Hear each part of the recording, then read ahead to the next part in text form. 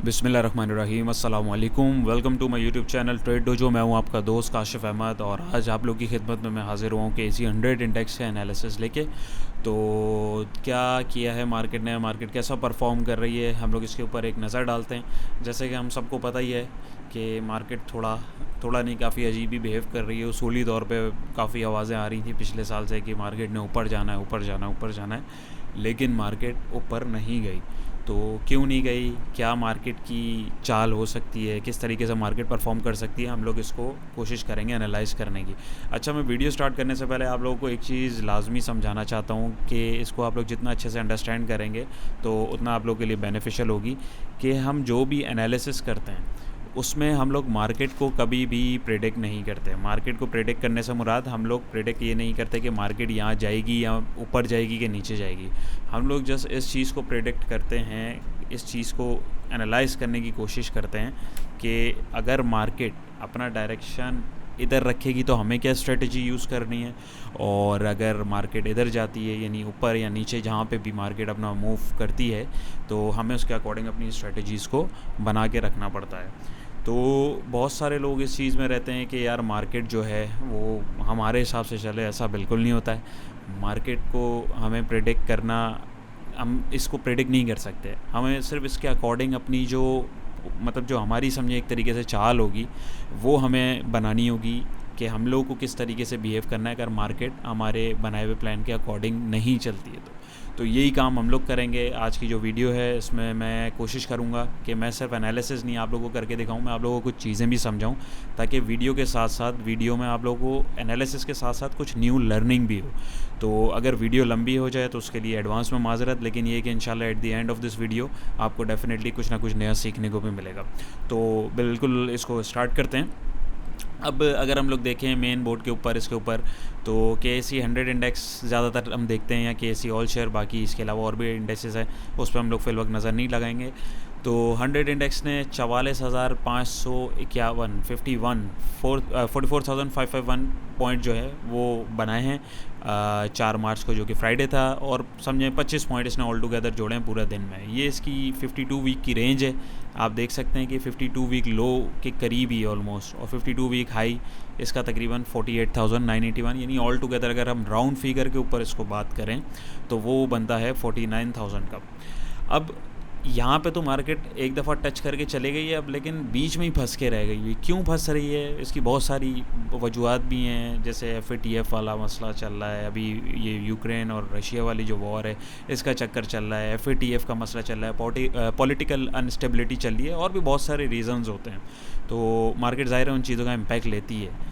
तो day range इसकी जो है वो 44,661, 44,723, यानी ऑल टुगेदर अगर हम इसको देखें तो अराउंड बहुत थोड़े से पॉइंट्स के बीच में मार्केट जो है परफॉर्म करती रही है, और एट दी एंड से 25 पॉइंट जोड़ के मेहरबानी उसने करी और क्लोजिंग दी। खैर, टॉप एक्टिव स्टॉक्स में आप देख सकते हैं एडवांसर्स, डिक्लाइनर, ये अभी हम लोग इसके बारे में डिस्कस करेंगे तो इसकी हमें ज़रूरत नहीं है। अब अगर हम लोग इधर देखें, बिल्कुल एडवांस कंपनीज जिन्होंने परफॉर्म किया था 130 थी, जो नेगेटिव परफॉर्मर थी वो ज़्यादा थी, तो अनचेंज जो थी वो 39 थी। इधर यहाँ पे हम देख सकते हैं ऑटोमोबाइल, असेंबलर, ये सारे जितने भी सेक्टर्स हैं इसमें इन कंपनियों को आप एनालाइज़ कर सकते हैं। सीमेंट में काफ़ी अच्छी परफॉर्मेंस रही है, अब इसके बारे में भी हम लोग बात करते हैं। तो ये एक मैं आप लोग को इसलिए दिखा रहा हूँ कि आप लोग भी इस तरीके से मार्केट को रोज़ देखा करें, जिससे आपको जो है एक बिग पिक्चर मिल जाती है, एक आने वाले दिन का एक आइडिया हो जाता है। यहाँ पे अगर हम देखें यही चीज़, हम जो है इसको ग्राफिकली थोड़ा सा देखें, KSE 100 इंडेक्स का ये हीट मैप होता है, इससे पता लग जाता है ओवरऑल, एक अंदाज़ा हो जाता है ऊपर से देख के कलर वाइज। तो उसमें आप अगर देखें तो टेक्सटाइल सेक्टर में यूसुफ वेविंग ने काफ़ी नेगेटिविटी फैलाई, और ये बाकी जितने भी दूसरे हैं कोई इतना ख़ास परफॉर्म नहीं किया, ना नेगेटिव रही मार्केट ना बहुत ज़्यादा पॉजिटिव रही। सिर्फ ये फर्टिलाइज़र में फातिमा फर्टिलाइज़र कंपनी ने ज़रा कुछ ज़्यादा अच्छा परफॉर्म किया।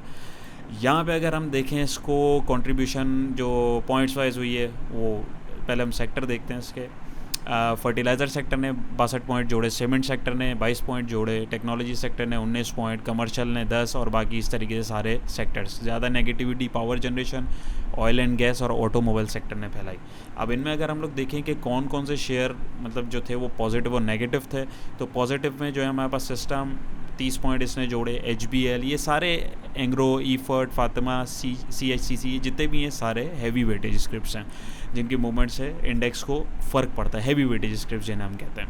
ये नेगेटिव जो हमारे पास थे, द हब पावर कंपनी और पाकिस्तान ऑयल फील्ड लिमिटेड, उसके अलावा इंडस मोटर, और सारी ये जिन्होंने पॉइंट तोड़ने में मार्केट का साथ दिया है। तो इससे हमें एक बिग पिक्चर मिल गई कि भाई मार्केट में किन सेक्टर्स में ज़्यादा काम हुआ है, किन में नहीं। उधर टेक्निकल चार्ट पे जाने से पहले ये चीज़ें हमें देखना लाजमी होती हैं, क्योंकि हमारे दिमाग में एक ओवरव्यू बन जाता है कि मार्केट किस तरीके से चल रही है। तो हमें फिर कैंडल्स को देख के बहुत सारी चीज़ों को एनालाइज करने में आसानी होती है। ये अभी मैं आपको दिखाऊंगा अभी, तो स्टे ट्यून, बेफिक्र रहें, साथ रहें। तो अब यहाँ पे अगर हम देखें, ये मैंने एक वीक का जो है, इसका लास्ट वीक का जो पूरा जो है वो खोला हुआ है। फीपी लिपी का जो चार्ट होता है कि कितनी बाइंग सेलिंग हुई है लोकल और फॉरेन इन्वेस्टर्स में। तो अगर ऑल टुगेदर हम देखें, फीपी वाले जो हैं इन्होंने -$2.21 मिलियन का जो माल है वो बेचा है और उसको ऑब्जॉर्व किया है लोकल, यानी जो इन्वेस्टर है हमारे लिपी, जिन्हें हम शॉर्टकट में कहते हैं, 2.21 का। तो उसकी बिग पिक्चर क्या है, उसको थोड़ा सा मतलब और उसके गिठाने अगर हम खोल के देखना चाहें तो बैंकिंग सेक्टर $0.72 मिलियन की बाइंग के साथ रहा इसमें। अच्छा, इसको देखने का भी एक आर्ट है, इसको मैं इंशाल्लाह कोशिश करूँगा कि मैं अभी यहाँ पे भी समझाऊँ और इसको फिर मज़ीद एक्सप्लेन, यानी अगर आप लोग इसको अच्छे से समझना चाहते हैं तो अपना फीडबैक मुझे ज़रूर दीजिएगा। इंशाल्लाह मैं एक डेडिकेटेड वीडियो भी इस पर बनाऊँगा, क्योंकि इसको अंडरस्टैंड करना बहुत ज़रूरी होता है। ये तो हमें पता लग गया कि भाई $0.72 मिलियन की बैंक ने जो है बाइंग की है। अब ये ग्रॉस बाय और ग्रॉस सेल जो है, इससे भी हमें एक बहुत आइडिया होता है। इससे पता लगता है कि $8.88 मिलियन की जो बाइंग थी वो करी हुई थी इस वीक के अंदर, और $8.16 मिलियन का जो माल है उसने बेचा है। तो उसमें से ऑल टुगेदर $0.72 मिलियन का माल जो उसके पास बचा था, यानी जो उसके पास रेडी में माल था, यानी कि एक तरह से वो यहाँ पे हमारे पास शो हो रहा है। सेम यही सारा इन्हीं चीज़ों में भी हो रहा है। ब्रोकर के पास अगर हम देखें वही सिनेरियो यहाँ पे रिपीट हो रहा है। $1.03 मिलियन की बाइंग थी। कंपनीज़ में अगर हम देखें $1.68 मिलियन की बाइंग थी। फॉरेन कॉरपोरेट्स, यानी जो फीपी जो हमने ऊपर डिस्कस किया, उन्होंने काफ़ी तगड़ी सेलिंग करी है। ज़ाहिर है वो पॉलिटिकल इनस्टेबिलिटी और दूसरा ये कि वॉर वगैरह का जो भी एक इंटरनेशनल मार्केट का वो चल रहा है डिस्टर्बेंस, उसकी वजह से भी काफ़ी इम्पैक्ट पड़ता है। हमारी मार्केट डेफिनेटली ऑयल, गोल्ड और ये इस तरीके की चीज़ें जो इंटरनेशनल मार्केट है इनका भी इम्पैक्ट लेती है, तो इनको भी काइंडली देखा करें। तो अगर आपको नहीं पता तो मैं इसका भी देखना आपको समझा दूंगा, ताकि आप लोग प्रॉपर अपना एक एनालिसिस करें और अपनी बाइंग सेलिंग करें उसके अकॉर्डिंग। किसी के कहने पे कुछ नहीं लें, कुछ नहीं बेचें, क्योंकि सब अपने हिसाब से बता रहे होते हैं। अभी मैं भी आपको जो बता रहा हूँ, मैं जो मुझे लग रहा है मैं वो बता रहा हूँ। ये किसी किस्म की कोई कॉल या मशवरा नहीं होता है, ये एक मेरा एनालिसिस है जो मैं अपने लिए कर रहा हूँ। वो डेफिनेटली मैं आप लोगों के साथ उसको शेयर कर रहा हूँ। एट दी एंड आप लोग को जो सही लगे वो आप कमेंट में ज़रूर बताइएगा, आप लोग की राय भी बिल्कुल लेंगे। अच्छा जी, तो फॉरेन इंडिविजुअल्स जो हैं, इंडिविजुअल्स में ही आते हैं, उसमें $0.05 मिलियन की उन्होंने बाइंग करी, उन्होंने बेचा कुछ भी नहीं था। इंडिविजुअल जो हमारे हैं उन्होंने $0.78 मिलियन की बिल्कुल छोटी सी बाइंग करी है। इंश्योरेंस कंपनीज़ ने माल बेचा है $0.45 मिलियन। म्यूचुअल फंड्स ने $1.91 मिलियन का माल बेचा है। यानी foreign corporates, mutual fund, NBFC, non banking finance centres जो हैं, इन्होंने देखें अगर आप तो $0.03 मिलियन की सेलिंग करी है। अदर ऑर्गेनाइजेशन ने $0.40 मिलियन की बाइंग की, और ओवरसीज़ पाकिस्तानियों ने अपना दिल खोला है, उन्होंने अच्छी बाइंग करी है $1.01 मिलियन की। तो इससे हमें एक बिग पिक्चर मिल जाती है कि ज़्यादा जो अगर हम देखें 1 2 3 4 5 6 7 बायर हैं, 1 2 3 4 सेलर हैं। तो इन्होंने ओवरऑल अगर हम सिनेरियोज़ का देखें तो इन्होंने अगर फीपी वालों ने जो माल बेचा है और लीपी वालों ने लिया है, तो डेफिनेटली इन्होंने कुछ सोच समझ के लिया होगा, ऐसे बिला वजह तो नहीं उठा लिया होगा ना। तो हमें इस चीज़ को समझना चाहिए थोड़ा सा। अगर हम इसको देखें तो ये हमें सेक्टर वाइज इसमें दिखा रही होती हैं रिपोर्ट्स कि किस सेक्टर में किसने बाइंग की। अगर आप सीमेंट सेक्टर में देखें तो अगर हमें देखना, ये देखिए, अब जैसे मिसाल के तौर पे हमें ब्रोकर्स की बाइंग लेट सपोज देखनी है, कंपनीज़ की बाइंग है, जिसकी भी आपको बाइंग देखनी है। चलें हम इंडिविजुअल्स पे चलते हैं। $0.78 मिलियन की बाइंग करिए। तो अगर आप यहाँ पे नीचे आएंगे तो ये सेक्टर वाइज सारी वो डिस्ट्रीब्यूशन की हुई है। तो यहाँ पे देखें इंडिविजुअल कंपनीज़, वही लाइन जो है नीचे भी आ रही है। इंडिविजुअल्स पर क्लिक करेंगे तो इंडिविजुअल्स ने सीमेंट के अंदर तगड़ी बाइंग करी है। तो इससे आपको अभी मैंने दिखाया भी था, सीमेंट का सेक्टर हरा भरा काफ़ी हुआ है, तो उससे हमें एक आइडिया होता है। कंफर्मेशन के लिए हमें मज़ीद फिर चार्ट रीडिंग करनी पड़ती है, मेहनत तो देखें करनी पड़ती है, तो इससे हमें एक आइडिया होता है कि इंडिविजुअल्स ने काफ़ी इंटरेस्ट लिया है सीमेंट में। ये ज़्यादातर जो पॉजिटिव रही हैं कंपनियाँ, इसका मतलब है वो इंडिविजुअल हो सकती हैं। तो अगेन ये हमें रिपोर्ट्स दिखा रही हैं, जो हमें चीज़ें मतलब दिख रही हैं, हम उसके अकॉर्डिंग उस पर ले रहे हैं, क्योंकि इसके अलावा और किसी ने भी बाइंग नहीं की तो डेफिनेटली सीमेंट में इंडिविजुअल की बाइंग थी। इसी तरीके से दूसरे जो सेक्टर्स हैं उसके अंदर भी आप इनको अच्छे तरीके से देख सकते हैं। खैर, अच्छा, यहाँ पे मैं आया हूँ अब हमारे KSE 100 इंडेक्स एनालिसिस के ऊपर। अच्छा, ये अभी आपको चार्ट दिख रहा होगा, ये 100 इंडेक्स का चार्ट है, ये डेली चार्ट है। अब इसमें अगर आप देखें, जो लोग समझते हैं, जो लोग टेक्निकल्स को जानते हैं, वो इसको बखूबी देख रहे होंगे। डेली चार्ट है, इसमें आपको एक डिसेंडिंग ट्रायंगल की फॉर्मेशन दिख रही है। आप देखें, यहाँ से रैली बनी, यहाँ पे एक हाई लगाया, फिर यहाँ पे बैठी, यहाँ पे एक हाई लगाया। अच्छा, इसमें गौर करें, डिसेंडिंग ट्रायंगल इसको क्यों कहते हैं कि इसमें हाई पिछले हाई से नीचे होता जाता है, सपोर्ट लेवल एक ही है। यहाँ से उठी, चलें, ये तो एक रैली निकली थी तो उसका कोई वो नहीं है। यहाँ पे देखें, हाई लगाया, नीचे आई, फिर इसी लेवल को जैसे पहले सपोर्ट बनाया, यहाँ पे second time, third time support बनाया, फिर हाई लगाया, लेकिन यह वाला हाई अगर आप देखें तो इस हाई से नीचे, फिर नीचे आई, उसी को सपोर्ट बनाया। अभी रिसेंटली फिर इसने एक हाई लगाया और इस ट्रेंड लाइन को वो बार बार रेजिस्ट करती रही। वही काम यहाँ पे जो है हमारे पास सपोर्ट का जो एरिया है, ये हमने एक मार्क किया हुआ है। अगर मैं आपको ये ऑफ़ करके दिखाऊं तो यहाँ पे देखिए, आपको एक अंदाज़ा हो रहा होगा, ये डिसेंडिंग ट्रायंगल का पैटर्न एक बन रहा है। अमूमन मोस्ट ऑफ द टाइम ये पैटर्न जो होता है ये नेगेटिव उसके लिए होता है, क्योंकि अगर आप देखें तो बार बार एक अंदाज़ा हो रहा होता है। प्राइस एक्शन देखें, हमें सबसे पहले प्राइस एक्शन को समझने की कोशिश करनी है। इंडिकेटर्स वगैरह, मूविंग एवरेजेस सब बाद में, ये जितनी भी चीज़ें ये प्राइस एक्शन के ऊपर ही काम करती हैं। प्राइस एक्शन अब जो दोस्त समझते हैं वो बखूबी इसको समझ रहे होंगे कि देखें, जैसे ही सपोर्ट लेवल के पास आई तो प्राइस एक्शन जो कैंडल का ये नेगेटिव हो रही थी, बिल्कुल अगले दिन कैसी पॉजिटिव बुलिश एंगल्फिंग कैंडल इसको कहते हैं, ये बनी और मार्केट ऊपर चली गई। तो ये इसको अंडरस्टैंड करना बहुत ज़रूरी होता है। सबसे अर्ली सिग्नल हमें यही देता है और सारे इंडिकेटर्स हमारे इसी के ऊपर निर्भर करते हैं। तो इसको अंडरस्टैंड करने की कोशिश करें। इंडिकेटर भी काम करते हैं, लेकिन इंडिकेटर्स का काम जो होता है वो आपको उसके नाम से ही पता लग रहा होगा, इटसेल्फ के इंडिकेट करते हैं। हमें पहले अपनी वर्किंग करनी होती है, हमें पहले अपनी चार्ट वर्किंग करनी होती है, चार्ट रीडिंग करनी होती है। तो उसके हिसाब से फिर जो है हम लोग इंडिकेटर्स का सहारा लेते हैं और फिर उससे हमें एक आइडिया हो जाता है। आई होप यहाँ तक आपको समझ में आया होगा। अब अगर हम लोग वैसे देखें, अब मैं आपको ये दिखाऊँ, ये मूविंग एवरेज 50, 200 और 100 का मैंने खोला है। अब यहाँ पे देखें, मार्केट ने यहाँ से जंप किया तो यहाँ पे ये रेजिस्ट करी, अब यहाँ से नीचे आई। अच्छा, मार्केट जब भी लेवल कोई तोड़ेगी तो आप एक चीज़ गौर करिएगा, उसको रीटेस्ट ज़रूर करती है। मैं आपको थोड़ा सा इसको बड़ा करके दिखाता हूँ। अगर आप देखें, ये यहाँ से टकराई, कोशिश करी इसने, अगले दिन इसकी ओपनिंग हुई, ऊपर गई, लेकिन अल्टीमेटली नीचे गई। अगली दफ़ा फिर इसने कोशिश करी ऊपर जाने की, नहीं गई, फिर कोशिश करी, नहीं गई, अल्टीमेटली फिर धड़ धड़ धड़ धड़ धड़ धड़ चल मेरा भाई नीचे।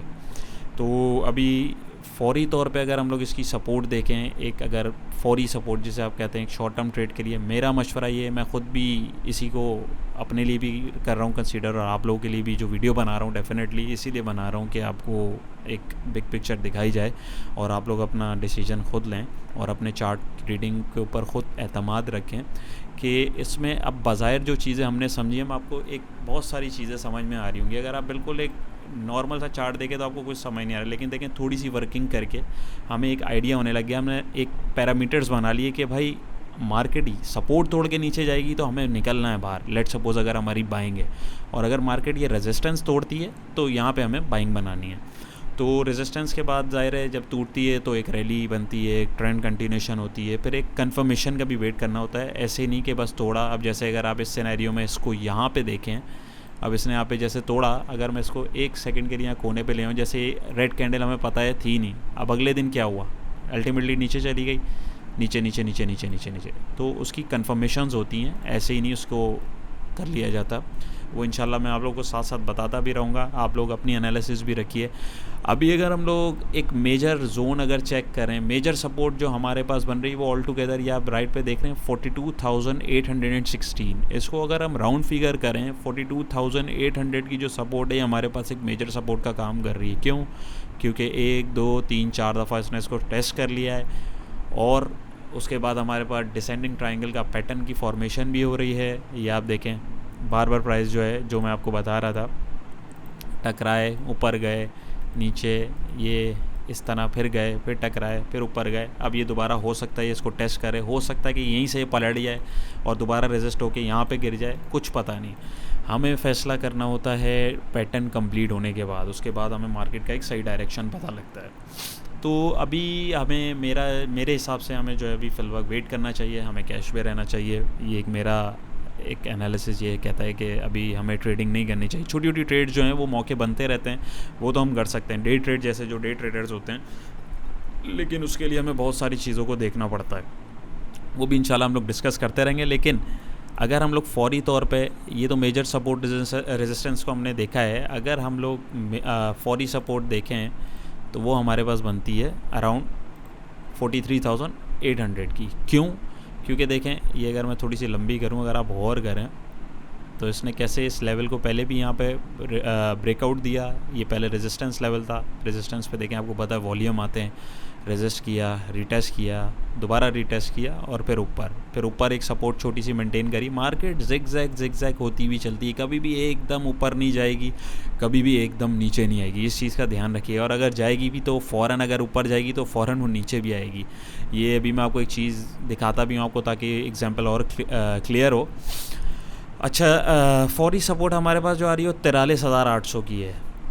यहाँ से जैसे कि देख सकते हैं इसको एक बाउंस भी मिला है, लेकिन अल्टीमेटली अगर आप ऊपर देखें तो इस ट्रेंड लाइन की रेजिस्टेंस से पहले ही मूविंग एवरेज जो बड़े लॉन्ग टर्म ट्रेंड को जो दिखाते हैं उनकी रेजिस्टेंस आ रही है, और मार्केट ने देखें यहाँ पे उससे पहले ही रेजिस्ट हो गई और दोबारा ऊपर जाने की कोशिश कर रही है। तो अभी मेरे हिसाब से तो बाइंग नहीं बनती है, यहाँ तक कम से कम इसको वेट करें। यहाँ अगर ये रेजिस्टेंस तोड़ के अच्छी क्लोजिंग देती है अगले दिन तो उसके हिसाब से फिर इंडिकेशंस वगैरह देख के उसमें बाइंग पोजीशन बनाई जा सकती है, लेकिन अभी इसमें बाइंग पोजीशन बिल्कुल भी नहीं बनती है।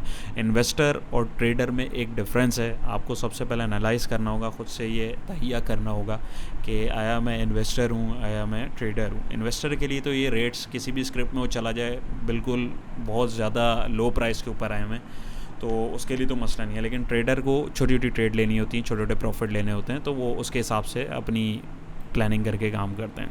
तो अभी ये रेजिस्टेंस एक जोन देखें तो ये देखें आपको रीडिंग दिख रही है 45,255, 45,194 और 45,115। यानी अगर हम इसको राउंड फिगर ऑल टुगेदर करें तो 45,250 का एक हमारे पास जोन बन रहा है।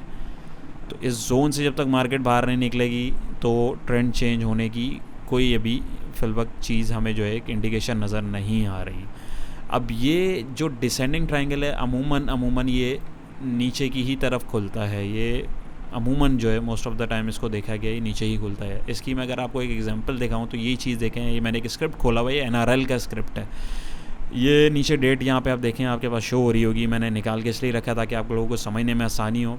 तो देखें 10 फ़रवरी को इसने ब्रेकआउट दिया, वही सिनेरियो यहाँ पे हुआ, इसने एक हाई लगाया, फिर थोड़ा सा नीचे सपोर्ट मेंटेन करी, ऊपर गया, हाई जब ये वाला इसने लगाया, ये देखें ये एक हाई लगाया, फिर ये हाई लगाया, फिर यहाँ पे नीचे सपोर्ट ली, फिर यहाँ से ऊपर गया, एक हाई लगाया, फिर यहाँ से एक सपोर्ट ली, फिर हाई लगाया, फिर नीचे गया, फिर हाई लगाया, और फिर हाई नीचे से नीचे नीचे नीचे नीचे होना शुरू हो गए इसके। और यहाँ पे इसने ब्रेकआउट दिया, ब्रेकआउट होने के बाद इसने इसको देखें विक जो आ रही है इसमें इसने इसको रीटेस्ट भी किया, और फिर अल्टीमेटली NRL हमारा नीचे की तरफ चला गया। लेकिन ज़रूरी नहीं है, हो सकता है कुछ सिनेरियोज़ में ये ऊपर भी चला जाता है। चार्ट पैटर्न को समझना बहुत ज़रूरी है, मैं इस वजह से आपको दिखा रहा हूँ। वही सिनेरियो मैं आपको इसमें अगर दिखाऊँ, ये एक ड्राइंग की सिचुएशन है, मैंने पिक्चर नेट से ली है, आप देख सकते हैं इसको। डिसेंडिंग ट्रायंगल इसको क्यों कहते हैं, क्योंकि वही प्राइस आए, ऊपर गए, एक हाई बनाया, फिर नीचे एक सपोर्ट बनाई एक ही लेवल पे, फिर हाई लगाया, पिछले हाई से नीचे था, फिर एक नीचे बॉटम बनाई जहाँ पे पहले टेस्ट किया, फिर हाई बनाया, हाई पिछले हाई से नीचे था, यानी लोअर हाई जो है बनना शुरू हो गए। और नीचे जो है वो एक ही लेवल के ऊपर करते करते अल्टीमेटली प्राइस यहाँ से नीचे ही खिसक जाते हैं। तो अभी इसका हम कुछ कह नहीं सकते, लेकिन एक सिनेरियो था तो मैंने बोला ये मैं आप लोगों के साथ शेयर करूँ ताकि आपको एक चीज़ पता लगे। चार्ट पैटर्न्स की बहुत सिग्निफिकेंस होती है। तो ये अभी फ़िल वक्त हमारे पास चार्ट है और जो ये दिखा रहा है, जो ये समझा रहा है, वो मैं आपको बता रहा हूँ। अब ये तो हमारी वर्किंग थी। अगर हम इसके साथ इंडिकेटर्स को मज़ीद खोल के देखें तो RSI है हमारा। देखें RSI हमारा जो है 42 के पास है। इसकी राइट साइड पर वैल्यू देखें तो ये बिल्कुल शेडेड एरिया के अंदर है। अभी कोई इसमें ख़ास बुलिश वो नहीं है। ओवरसोल्ड रीजन से अपने हाँ बिल्कुल ये उठा है, बट लेकिन कोई ख़ास वो नहीं है। अगर मैकडी को देखें, मैकडी में सेलिंग प्रेशर जो है, जो हिस्टोग्राम है वो थोड़े लाइट और कम होना शुरू हुए हैं, लेकिन ब्लू लाइन का भी कोई क्रॉसओवर नहीं बना, तो कोई बाई कॉल नहीं है जैसे मैंने आपको बताया।